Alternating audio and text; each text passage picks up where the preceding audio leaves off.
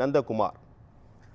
குதிரை பேரம் என்பது யூகம்தான், இப்போது அடுத்த வேர்ஷனாக ஹவாலா பணம் அப்படின்ற மாதிரி ஒரு சார்ஜ் நோக்கி நகர்ந்து கொண்டு இருக்கிறது.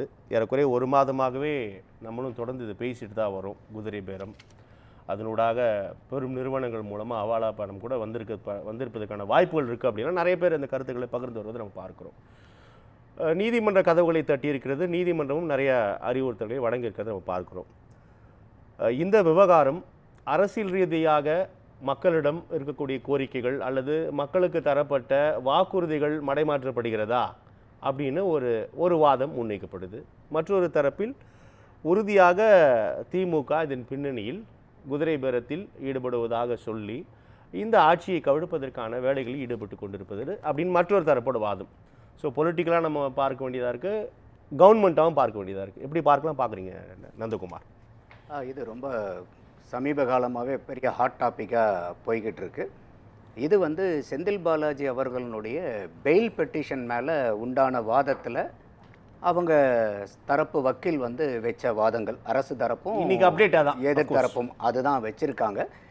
இப்போ யூகம்ங்கிறது அவர் சொல்கிறது சரியான வார்த்தை தான். காரணம் என்னன்னு கேட்டிங்கனாக்கா, இன்றைக்கி இந்தியன் லா பிரகாரம் ஹார்ஸ் ட்ரேடிங் ஆக்ட்னு ஸ்டாண்டலோன் ஆக்ட் எதுவுமே கிடையாது. இல்லை. அப்போ இந்த எஃப்ஐஆரில் கூட பார்த்திங்கன்னா அவங்க பிசிஏ 8, 12 அதுக்கப்புறம் பார்த்திங்கனாக்கா ஒரு 4 வழக்குகள் கீழில் பிஎன்எஸ் 61(2A), பிஎன்எஸ் 350(1)(3) இந்த 4 வழக்குகள் கீழே தான் பண்ணுறாங்க. இது கான்ஸ்பிரசி, அக்ரவேட்டட் கிரிமினல் இன்டிமிடேஷன்.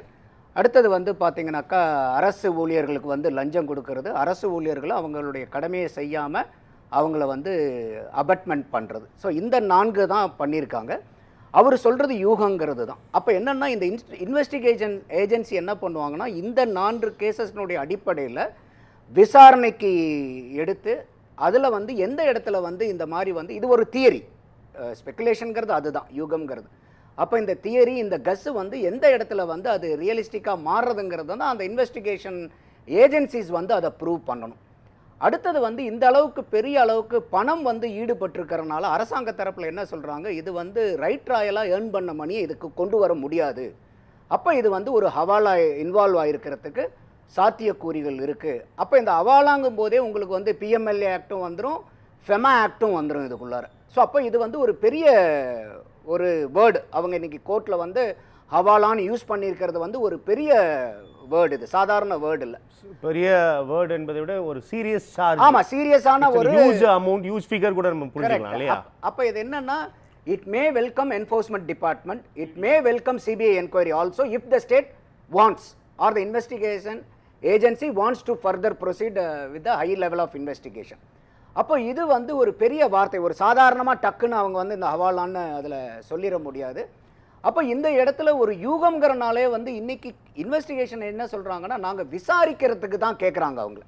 இப்போ செந்தில் பாலாஜி அவர்களுக்கு லுக் அவுட் நோட்டீஸ் வரைக்கும் போனதுக்கு காரணம் யாருன்னா, செந்தில் பாலாஜி அவர்களும் அவருடைய தம்பியும் போலீஸினுடைய சம்மனுக்கு அவங்க அப்பியர் ஆகாததுனால தான். அப்போ இந்த அளவுக்கு இன்னைக்கு கொண்டாந்து கோர்ட்டில் நிறுத்தி நீங்கள் பெயில் பெட்டிஷன் போட்டு நீங்கள் விசாரித்து அந்த பெயில் ஆன்டிசிபேட்டரி பெயில், இப்போ கண்டிஷனல் ஆன்டிசிபேட்டரி பெயில் கொடுத்துருக்காங்க.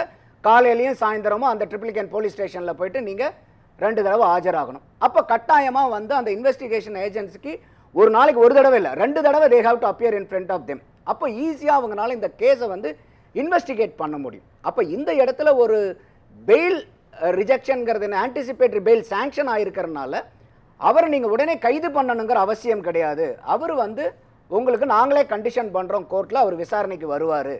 ஸோ அப்போ அந்த மாதிரி இருக்கக்கூடிய சூழ்நிலையில் இவர் முதல்லே அப்பியர் ஆயிருந்தாங்க. முன்னதாக அந்த கைதுக்கு அஞ்சு தானே அவர் அப்படி இருந்திருக்கலாம் அப்படின்றது. அதனால தான் அவங்களே ஆன்டிசிபேட்டரி பெயில் போகிறாங்க. இதே தான் அனிதா ராதாகிருஷ்ணன் கேஸ்லேயும் நடந்தது. அவருக்கும் சம்மன் கொடுத்தாங்க, 2 சம்மன், அவர் போகல, அவரே பெயிலுக்கு ப்ரொசீட் பண்ணார். அவருக்கு பெயில் ரிஜெக்ட் ஆனது, இங்கே பெயில் அவங்களுக்கு சாங்ஷன் ஆயிருக்கு, கண்டிஷன் பெயிலாக சாங்ஷன் ஆயிருக்கு. அப்போ இந்த இடத்துல இந்த வார்த்தைகள்ங்கிறது இன்னைக்கு இந்த பெயிலுக்கு உண்டானது மட்டும்தான். இப்போ இது ஓவராலாக யூகம், இந்த ஹவாலாங்கிறது பூரா இந்த ஆர்கியூமெண்ட்டுக்காக. அடுத்தது இப்போ அந்த இன்வெஸ்டிகேஷன் ஏஜென்சிக்கு போகும்போது தான் அவங்க எந்த அளவுக்கு ஏற்கனவே இருக்கக்கூடிய எவிடன்ஸ். ஆனால் அந்த போலீஸ் கஸ்டோடியும் அந்த 3 பேர்த்துக்கு திருப்பி கேட்டிருந்தாங்க. இப்போ ஜுடிஷியல் கஸ்டடி அது என்ன ஜட்ஜ்மெண்ட் வந்துச்சுன்னு தெரியல, ஈவினிங் இன்னைக்கு சொல்கிறோன்னாங்க, எப்படி வந்துச்சுன்னு தெரியல. அந்த 3 பேர்த்தையும் எடுத்து அவங்க போலீஸ் கஸ்டடிக்கு வந்து விசாரிக்கணும். அதில் ஏற்கனவே ஏதாவது இப்போ ஏற்கனவே பிஎன்எஸ் வந்ததுக்கப்புறம் வந்து பார்த்தீங்கன்னாக்கா ஒரு 7 வருடம் தண்டனை அடையக்கூடிய அதுக்குள்ளார தண்டனை வரக்கூடிய கேசஸாக இருந்தால் 40 நாட்களுக்குள்ளார ஸ்பிளிட்டடாக கூட 15 டேஸ் நீங்கள் போலீஸ் கஸ்டடி எடுக்கலாம். 7 வருஷத்துக்கு மேலே உங்களுக்கு வந்து பனிஷ்மெண்ட் கிடைக்கக்கூடிய வழக்குகளாக இருந்தால் அதில் வந்து 60 நாளைக்குள்ளார எப்போ வேணால் நீங்கள் 15 நாள் போலீஸ் கஸ்டடி எடுத்து விசாரிக்கலாம். இதுதான் வந்து இப்போ லேட்டஸ்ட்டாக வந்த அந்த பிஎன்எஸ்எஸ்னுடைய புது சட்டத்தில் வந்த அமல். ஸோ அப்போ இன்னைக்கு இருக்கக்கூடிய இதில் இன்னைக்கு யூகங்கிறனாலவே நம்ம விசாரிக்காமல் விட்டுறலாமா? முடியாது. ஏன்னா இது வந்து ஒரு பெரிய அலிகேஷன். இன்னைக்கு வந்து ஒரு ஹார்ஸ் ட்ரேடிங் நடக்குது, இல்லை வந்து ஒரு மக்களால் தேர்ந்தெடுக்கப்பட்ட எம்எல்ஏ. இப்போ நந்தகுமார் ஒரு சின்ன கிளாரிட்டிக்காக கேட்குறேன். நம்ம மீண்டும் மீண்டும் பெரிய அலிகேஷன் அப்படின்னு பேசுகிறோம், ரொம்ப சீரியஸ் சார்ஜ்னு பேசுகிறோம்.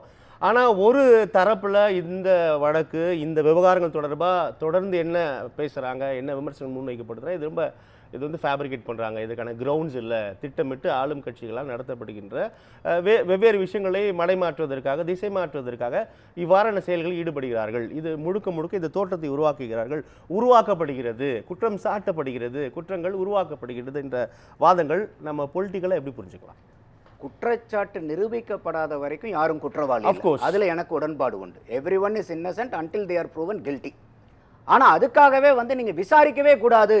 ஏன்னா இப்போ இந்த எஃப்ஐஆர்ல கூட வந்து ஏன் வந்து எஃப்ஐஆர் ஃபைல் பண்றதுக்கு லேட்டுங்கும் போதே ப்ரிலிமினரி என்கொயரி கண்டக்ட் பண்ணனால லேட் ஆகி தான் அந்த 2 நாள் கழிச்சு வழக்கு பதிவு பண்ணதுங்கெல்லாம் போடுறாங்க. அப்போ ஒரு முகாந்தரத்தின் அடிப்படையில் அவங்க வந்து இதை விசாரிச்சு அதை முதல்ல வந்து அந்த 3 பேர்த்த அரெஸ்ட் பண்றாங்க. அவங்க கொடுத்த இன்ஃபர்மேஷனை பற்றி ஒரு நாளுக்கு தான் அவங்க இருக்கிறாங்க. ஏன்னா 24 ஹவர்ஸில் நீங்கள் கோர்ட்டுக்கு ப்ரொடியூஸ் பண்ணி அதுக்கப்புறம் அவங்க ஜுடிஷியல் கஸ்டடிக்கு போய் ஆகணும். அப்படி தான் போயிருக்காங்க. அப்போ அதில் அவங்க கொடுத்தனுடைய ஃபீட்பேக் அவர்கள் தந்ததாக சொல்லப்படுகின்ற தகவல்கள் மீது நிறைய ஐயங்கள் எழுப்பப்படுகிறது. அதை எப்படி நம்ம புரிஞ்சது? அது தாராளமாக எழுப்புவாங்கல்ல. இப்போ ப்ராசிக்யூஷன் சைட்லேயே ஆகட்டும், டிஃபென்ஸ் சைட்லேயே ஆகட்டும், அவங்களுக்கு அந்த ப்ரூவ் பண்ண வேண்டிய கட்டாயமும் கடமையும் இன்னைக்கு வழக்கு பதிவு பண்ணி இருக்கிறவங்களுக்கு அது இருக்குது. அப்போ அதனால வந்து இது யூகம் அப்படி இப்படிங்கறனாலவே அதுல வந்து ஒரு அப்படி ப்ரூவ் பண்ணலனா கண்டிப்பா நீதிமன்றத்தில் இவங்க பதில் சொல்லி ஆக வேண்டும் அல்லவா? கட்டாயம் தப்பிக்கவே முடியாது, யாருமே பண்ண முடியாது. ஏன்னா இப்ப நீங்க வந்து நீங்க சார்ஜ் ஷீட் ஃபைல் பண்றதுக்கு முன்னாடி நீங்க என்கொயரி பண்ணி ஆகணும். இப்போ கூட அவங்க அந்த போலீஸ் கஸ்டடி எடுக்கிறதுக்கு அவங்க என்ன சொல்றாங்க, இல்ல நிறைய வந்து இந்த ஐபோன்ல வந்து ரெக்கார்டெல்லாம் வந்து டெலீட் பண்றாங்க, நிறைய வந்து எலக்ட்ரானிக் எவிடன்சஸ் எல்லாம் வந்து மறைக்க பார்க்குறாங்க, டேம்பர் பண்றதுக்கெல்லாம் வாய்ப்பு இருக்கு, அதனால வந்து நீங்க எங்களுக்கு போலீஸ் கஸ்டடி அந்த 3 பேர்த்த கொடுங்கன்னு சொல்லி தான் அங்கே வந்து ஆர்குமெண்ட் பண்ணுறாங்க. அதுக்கும் வந்து என்ஆர் இளங்கோ அவர்கள் தான் வக்கீலாக இருக்கார். இங்கேயும் அவங்களுக்கு அவர் தான் வாதாடுறார். ஸோ அப்போ வந்து இந்த குற்றச்சாட்டுகள் இருக்கிறனாலவே குற்றவாளிகளும் கிடையாது. அதே சமயம் வந்து குற்றவாளிகள் இல்லைங்கிறனால விசாரிக்காமல் இருக்க முடியாது. ஏன்னா அவங்களுக்கு வந்து டாக்குமெண்டல் எவிடன்ஸ் இருக்குது, பிரைமா ஃபேசி இருக்கிறனால they are proceeding with Dhar investigation.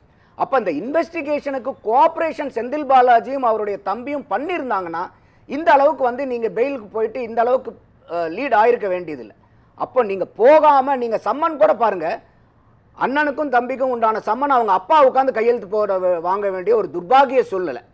முன்னாள் வந்து ஒரு தமிழகத்தினுடைய அமைச்சர், இந்நாள் சிட்டிங் எம்எல்ஏ, அவர் வந்து இன்னைக்கு சம்மனை வந்து அவங்க லுக் அவுட் நோட்டீஸே போயிடுச்சு. அப்போ லுக் அவுட்னா என்ன, நீங்க எங்க இருந்தாலும் பாத்தீங்கன்னா எந்த இடத்துல நீங்க ஏர்போர்ட்லயோ வேற எங்கேயோ எந்த இடத்துல நீங்க எஸ்கேப் ஆக முடியாது. ஏன்னா ஏற்கனவே ஒரு முன்னாள் அமைச்சர் வந்து சிங்கப்பூர்ல போயிட்டு இன்னைக்கு வந்து ஹார்ட் ப்ராப்ளம் சொல்லிட்டு அட்மிட் ஆயிருக்காங்க, ஏவா வேலு அவர்கள். அப்ப அந்த மாதிரி எதுவும் ஆயிடக்கூடாதுங்கிறதுக்காக அவங்க லுக் அவுட் நோட்டீஸ் கொடுக்குறாங்க. இதை தடவை கொடுத்த சம்மன்லயே வந்து செந்தில் பாலாஜி அவர்களோ இல்ல வந்து அசோக்குமார் அவர்களோ போய் காவல் முன்னாடி ஆஜராயிருந்தாங்கன்னா இந்த நிலைமையே தேவையில்லை. இது வந்து அன்வான்ட் சிச்சுவேஷன் தான் இது. அப்போ இது அவங்க இவ்வளவு தூரம் இப்ப செந்தில் பாலாஜி அவர்கள் அவங்க தம்பி வந்து சந்திக்காத வழக்குகளா, எவ்வளவோ வழக்குகளை சந்திச்சுக்கிட்டு இருக்காங்க. அப்போ இது வந்து ஏன் அவங்க மேல அவங்களே ஒரு பழி சுமத்திக்கிறாங்க? போலீஸ் முன்னாடி போய் ஆஜராகாம இருக்கும்போது லுக் அவுட் நோட்டீஸ் வரைக்கும் போகணுமா ஒரு எக்ஸ் மினிஸ்டரும் ஒரு சிட்டிங் எம்எல்ஏங்கிறதா நம்மளுடைய பார்வை. இந்த பின்னணியில் முதலமைச்சரோட இப்போ கரூரோட நிகழ்ச்சி இருக்கு இல்லையா, அதுதான் பிரதானமாக முன்வைக்கப்படுது. அதற்கு முன்னதாக தான் அது நடந்துவிடும், இது நடந்துவிடும், கைது செய்யப்படுவார், கைது செய்யப்பட்டு அங்கு பிரச்சாரத்தில் ஈடுபடுவார்கள் அப்படிலாம் நிறையா விஷயங்கள் வந்து நம்ம உலா வந்ததை பார்த்தோம். இந்த பின்னணி எப்படி புரிஞ்சுக்கலாம் நந்தகுமார்? இல்லை, இது வந்து ஒரு பொலிட்டிக்கல் மைலேஜ் எடுக்கணும்னு நினைக்கிறாங்க. அதாவது வந்து மைலேஜ் எடுக்கணும்னு நினைக்கிறாங்க.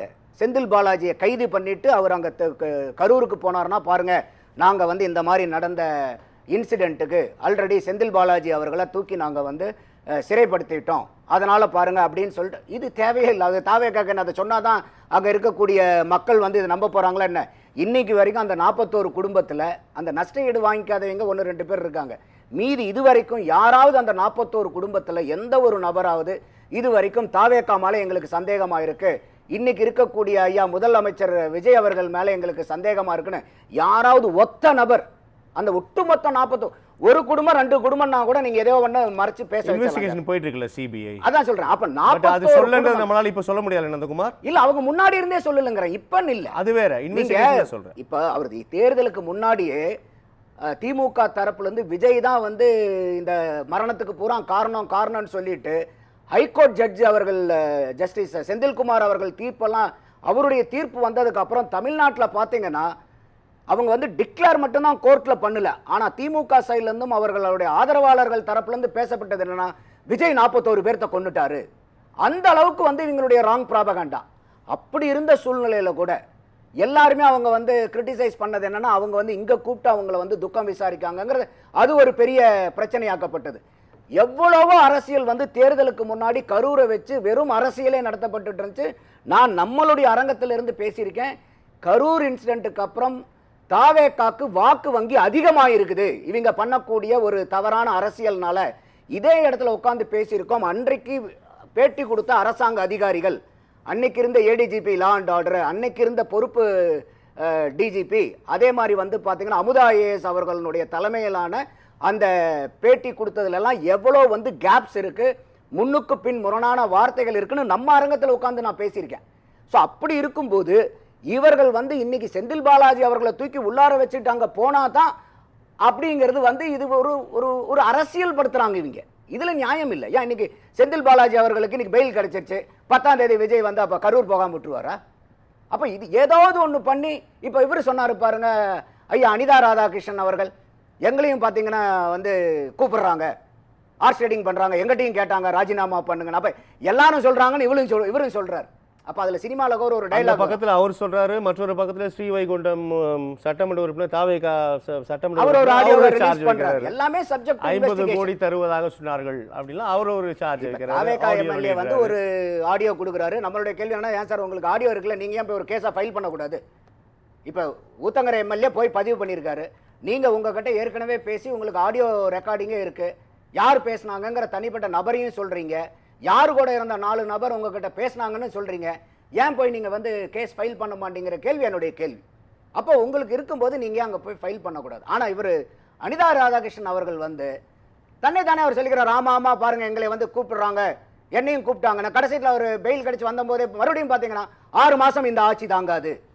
அப்போ அத்தனை பேரும் சுத்தி சுத்தி இவங்களுடைய காய் நகத்தில் எங்க இருக்குன்னா உடனே தேர்தல் வந்துடும், எப்ப வேணா ரெடியா இருங்கன்னா ஐயா ஸ்டாலின் அவர்களும் பேசுறாரு 100% ரெடியா இருங்க, எப்ப வேணா தேர்தல் வரும்னு. இவரும் வந்து பாத்தீங்கன்னாக்கா 6 மாசத்துல ஆட்சி கலைஞரும் சொல்லிட்டு ஒவ்வொருத்தரும் பேசுறாங்க. முன்னாள் எதிர்க்கட்சி தலைவரும் சொல்றாரு, இந்நாள் எதிர்க்கட்சி தலைவரும். அப்போ அதே மாதிரி வந்து பாத்தீங்கன்னா ஒரே நாள்ல சில மணித்துளிகள் வித்தியாசத்துல வந்து அண்ணா திமுக 2 பேருமே பாரதிய ஜனதா உட்பட கவர்னர் மாளிகைக்கு போறீங்க. அப்போ இது எல்லாமே வந்து ஒரு பொதுமக்கள் மத்தியில ஒரு பெர்ஸ்பெக்டிவ் ஒன்று இருக்குல்ல, என்ன மாதிரி ஒரு ஆப்டிக்ஸை நீங்க கிரியேட் பண்றீங்க? அதுதான் கேட்டேன். இப்போ 2 விஷயம் தான். ஒன்று உண்மை நடந்து கொண்டிருப்பது, மற்றொன்று இது நடப்பதாக கூறப்படுவது அல்லது ஒரு தோற்றத்தை உருவாக்க நினைப்பது. ரெண்டுமே தான் நம்ம அனலைஸ் பண்ண வேண்டியது இருக்கு. நம்ம தொடர்ந்து பேசலாம். நந்தகுமார், மக்கள் தீர்ப்பு தருவா, உங்களுடைய கருத்து பார்வை. இப்போ இது வந்து இந்த முகாந்திரம் இருக்கிறனால பேஸ்ட் ஆன் அக்யூஸ்டு 2 இன்ஃபர்மேஷன் ஒன்னே தான். முகாந்திரம் இருக்குன்னா யாருனாலன்னா அந்த அக்யூஸ்ட் கொடுத்த இன்ஃபர்மேஷனால முகாந்திரம் இருக்கு. அப்போ அது ரெண்டையும் சேர்த்துனீங்கன்னா 46% வந்து யூடியூப்ல வந்து 9800 பேர் உங்களுக்கு வாக்களிச்சிருக்காங்க. அதே வந்து எக்ஸ் வலைதளத்தில் வந்து பார்த்தீங்கன்னாக்கா வெறும் 107 தான். அப்போ லெட்ஸ் கோ வித் மெஜாரிட்டி. அப்போ வந்து இது ரெண்டுமே பேலன்ஸ்டாக இருக்கு. அப்போ அது வந்து இன்வெஸ்டிகேஷன். அதனால தான் நான் ஆரம்பத்திலேயே சொன்னேன், குற்றம் நிரூபிக்கப்படாத வரைக்கும் எல்லாருமே வந்து நிரபராதிகள் தான், இன்னசென்ட் குற்றம் சாட்டப்பட்டவர்கள். ஆமா ஆமா, அதுல வந்து எனக்கு மாற்று கருத்து இல்லை. அப்போ அந்த மாதிரி இருக்கும்போது இன்னைக்கு விஜய் அவர்கள் ஏற்கனவே சொன்ன மாதிரி லேட்டாக வராங்கங்கிறதே வந்து ஒரு ராங் ப்ராபகண்டா. அது அவங்க அனுமதிக்கப்பட்ட அரசாங்கம் அனுமதிக்கப்பட்ட லெட்டரில் என்ன விண்டோ பீரியடு அலவுடுனா 3 மணியிலிருந்து 10 மணி வரைக்கும். அப்போ 3:01 9:59 வரைக்கும் அவர் போகலாம். அவர் வந்து கரெக்டான டைமுக்கு போயிருக்காருன்னு அர்த்தம். அப்போ இது யாரோ ஒருத்தர் ட்வீட் போட்டாங்க, ஒருத்தர் வீடியோ போட்டாங்கன்னா அந்த ட்வீட் மேல ஒரு வீடியோ மேல நீங்க கேள்வி கேட்கலாமே ஒழிய அது ஒட்டுமொத்த பொறுப்பையும் தூக்கி வந்து நீங்க விஜய் அவர்கள் லேட்டா வந்துட்டார் அன்னையிலிருந்து இது வந்து இல்ல. அப்படி இவங்க சொல்ற மாதிரி பூரா தார்மீகமா மக்கள் பூரா இந்த மாதிரி பார்வை பாக்குறாங்கன்னா இன்னைக்கு எப்படி சார் அவர் ஜெயிச்சிருப்பாரு? இந்த கைதா- அளவுக்கு 35% வாக்கு Fine. வந்து இதுவரைக்கும் எந்த நந்தகுமார், அரசியல் கட்சியும் கைதானவர்கள் பண்ணாத தகவலால் record. கைதானவர்களின் தகவல் அப்படின்றத 21/6 அப்படின்றது தான் பதிவிட்டுக்க நம்ம பார்க்கிறோம். அது தொடர்பாக மக்களோட கருத்துக்கள் எப்படி புரிஞ்சுக்கலாம்? இல்ல அது இப்ப இது வந்து இன்வெஸ்டிகேஷன் வந்து இட் இஸ் அண்டர் ப்ராசஸ். அப்போ இதுல வந்து நாளையிலிருந்து அவங்க வந்து ஸ்டேஷனுக்கும் போகணுங்கிறனால இன்னும் ஃபர்தராக வந்து இவங்க கிட்ட என்ன மாதிரி இன்வெஸ்டிகேஷன் எடுக்க போறாங்கன்னு தெரியல. அடுத்தது ஒரு 3 அக்யூஸ்டு வந்து பார்த்தீங்கன்னாக்கா அவங்க வந்து போலீஸ் கஸ்டடிக்கு கேட்டிருக்காங்க. அது இது வரைக்கும் ஜட்ஜ்மெண்ட் வந்துச்சா என்னங்கிறது தெரியல.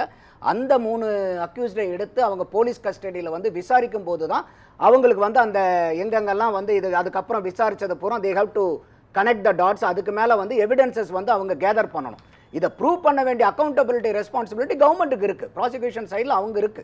ஸோ அப்போ வந்து இதை இந்த அளவுக்கு வந்து ஒரு பெரிய லெவலுக்கு அந்த அலிகேஷன்ஸை கொண்டு போகும்போது அவங்க ஒரு முகாந்திரம் இல்லாமையோ இல்லை வந்து ஒரு ப்ரூவபிள் எவிடன்ஸ் இல்லாமையோ இதை செய்யறதுக்கு வாய்ப்பு இல்லை.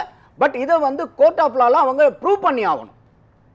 அதை நோக்கி அவங்க பயணிக்கணும். நன்றி நந்தகுமார்.